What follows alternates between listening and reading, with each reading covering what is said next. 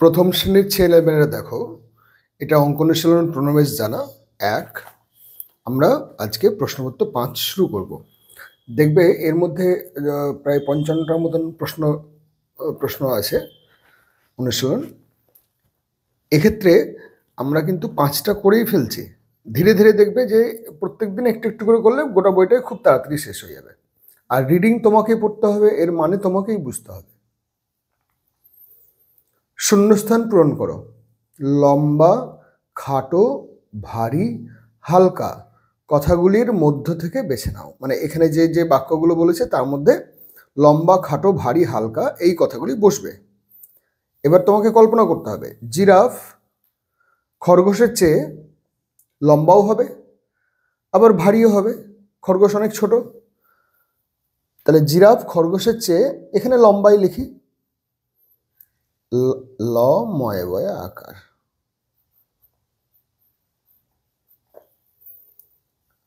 কলা গাছ তাল গাছের চেয়ে, কলা গাছ অনেক ছোট, তাল গাছ অনেক বড়, তাহলে কলা গাছ তাল গাছের চেয়ে খাটো অর্থাৎ ছোট।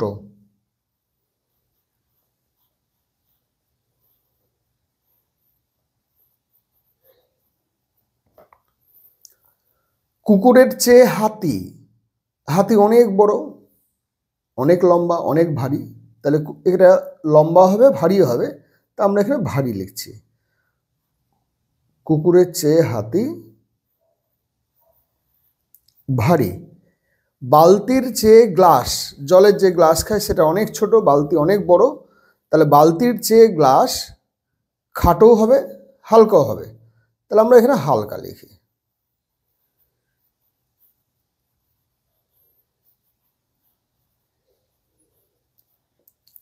বইয়ের চেয়ে ইট, বই আমরা যে পড়াশোনার জন্য যে বইগুলো ব্যবহার করি সেগুলি দেখো, বইয়ের চেয়ে ইট, তার থেকে ইট অনেক ভারী, তাহলে ভারী।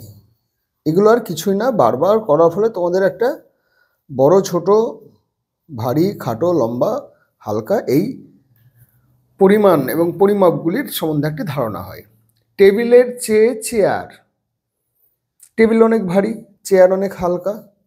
আবার খাটো বলবো কি, দরকার নেই খাটো বলা, টেবিলের থেকে চেয়ার হালকা।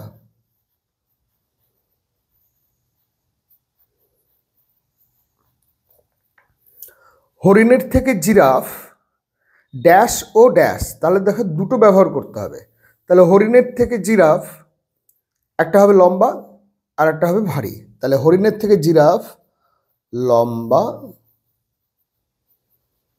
ও ভারী। বাঁশের চেয়ে লাঠি, বাঁশ অনেক বড় হয়, লম্বা হয়, আর তার সঙ্গে সঙ্গে ভারীও হবে, তাহলে বাঁশের থেকে লাঠি, এবার দেখো কি হবে, লাঠি অনেক ছোট আর হালকা, তাহলে খাটো আর হালকা। বাঁশের থেকে লাঠি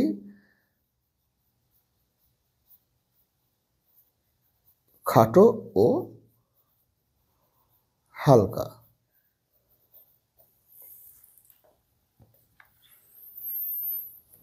সংখ্যা প্রতীকে উত্তর দাও, অর্থাৎ সংখ্যায় লিখতে হবে।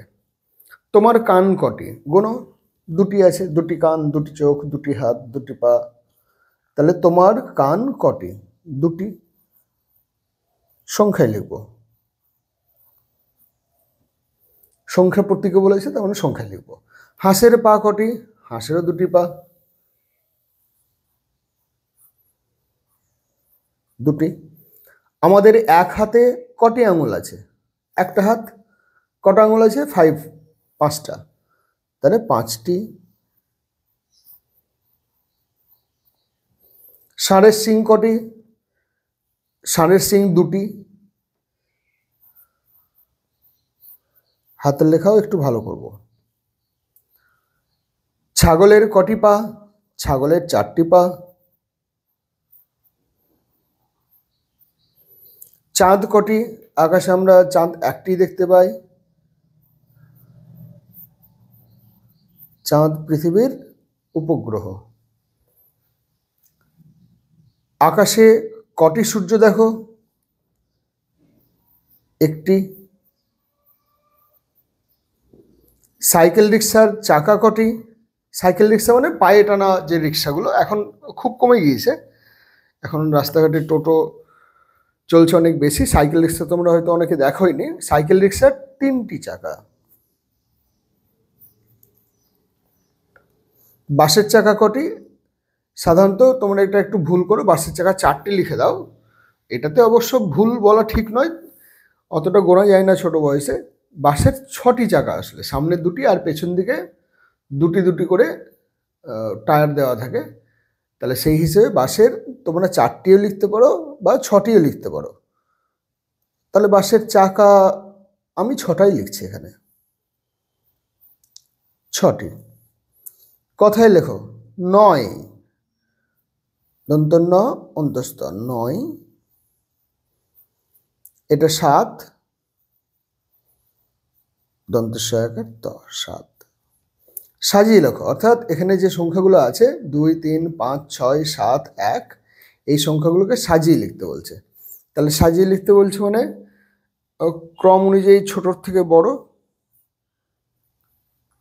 তা যদি হবে তাহলে অনায়াসেই পারবে। সংখ্যা রেখায় সব থেকে ছোট সংখ্যা হচ্ছে আমাদের 1,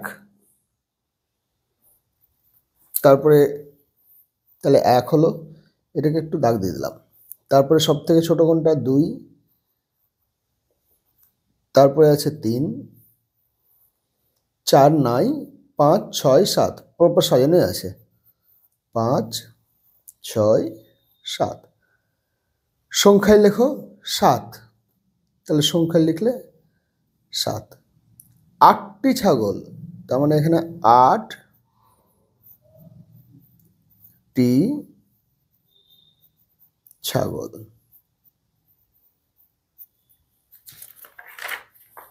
তারপর প্রশ্নপত্র 6 চলে আসছে। তাহলে আজকে এই প্রশ্নপত্র 5টাই হোক, পরের দিন আবার 6 করাবো, কেমন?